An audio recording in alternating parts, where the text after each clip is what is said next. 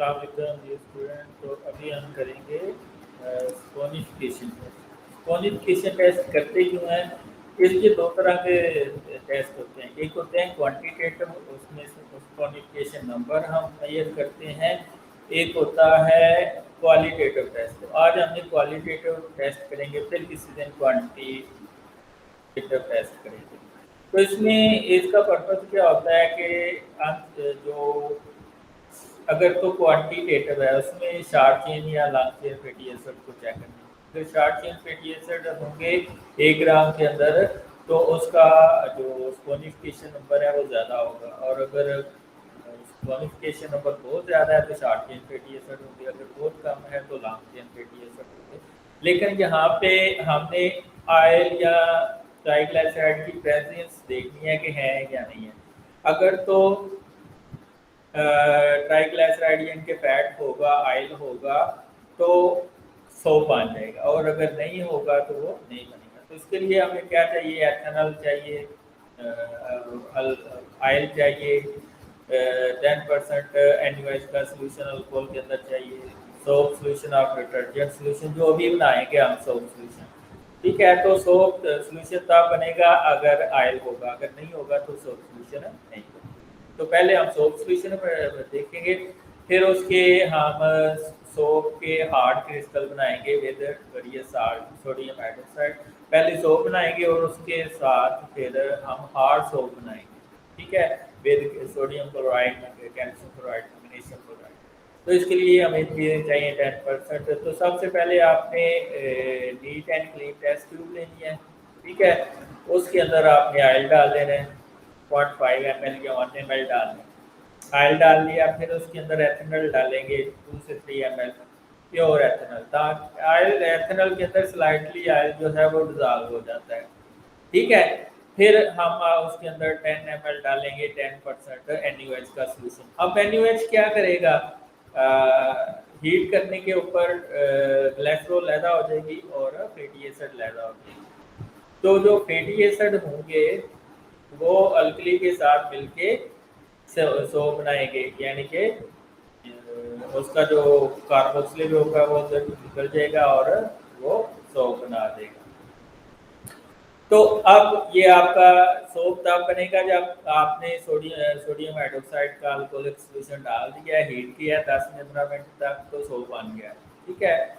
फिर उसके अंदर आपने डिस्टिल वाटर डालना है, 10 ml डाल के उसको सही तरीके से उसको आपने शेक किया। जब शेक किया तो अगर तो उसके बबल यानी कि सोप के जो जाग बन रही है तो उसका मतलब है उसके अंदर आपका ऑयल मौजूद है, और अगर जाग नहीं बन रही तो ऑयल यानी कि नहीं है, यानी कि आपकी ट्राइग्लिसराइड नहीं है सैंपल। अब सोप हार्ड सोप बनाना है तो उसमें से 5 ml लेके, जिसके अंदर सोप बना हुआ है, ठीक है, उसके अंदर से 5 ml लेके तो सारी टेस्ट ट्यूब के अंदर 4 टेस्ट ट्यूब जिसके अंदर आपने डिफरेंट चीज़ें डालनी।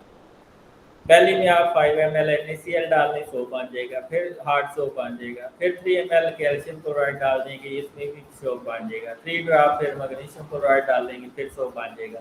HCl डालेंगे तो फैटी एसिड पैदा हो जाएंगे और वो नीचे बैठ जाएंगे, ठीक है। तो इसको आपने स्टैंड करना है और 15 मिनट के लिए रख देना है और फिर देखना है। अब इसकी एक वीडियो भी देख लेंगे आप। इस वीडियो में उसने 2 सैंपल लिए हैं, सैंपल ए में ऑयल मौजूद है और सैंपल बी में ऑयल मौजूद नहीं है, ठीक है।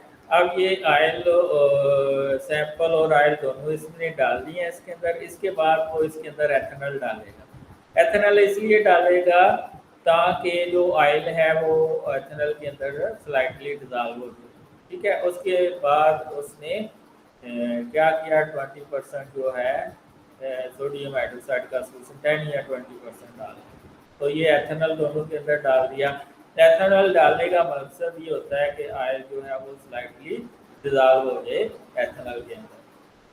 तो दूसरे में वाटर होगा तो वाटर के अंदर एथेनॉल के अंदर डिजॉल्व नहीं होगा,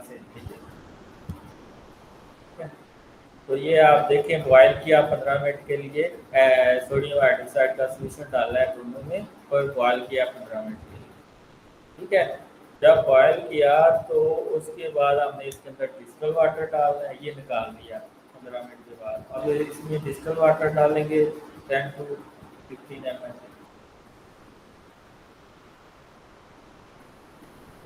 ठीक है, ये अब पानी डाल दिया दोनों के अंदर। अब दोनों को हिलाएंगे, मिक्स करेंगे, ये वाटर डाल दिया इसको दोनों ट्यूब के अंदर डिस्टल वाटर डाल, पहले ठंडा किया 10 मिनट के लिए रख के, फिर डिस्टल वाटर, फिर इनको तेज़ी से हिलाएंगे तो एक के अंदर जाग बनेगी, दूसरे के अंदर जाग नहीं बनेगी। तो जिसमें जाग बनेगी वो सॉफ्ट होगा, जिसमें जाग, ये देखिए एक में जाग बन गई है और एक में जाग नहीं बनी, ये आप देखिए, ये इसमें जाग नहीं बनी, और जो पहली बार है उसमें जाग बनी। ये देखिए इसमें वाटर है और इसमें आयरन है, तो ये लिक्विड की प्रेजेंस को शो करने के लिए हमारा स्पोनिफिकेशन है। एक स्पोनिफिकेशन नंबर होता है, उसमें शार्ट चेन और लॉन्ग चेन फैटी एसिड को चेक करने के लिए। अगर ये आपको वीडियो पसंद आई है चैनल को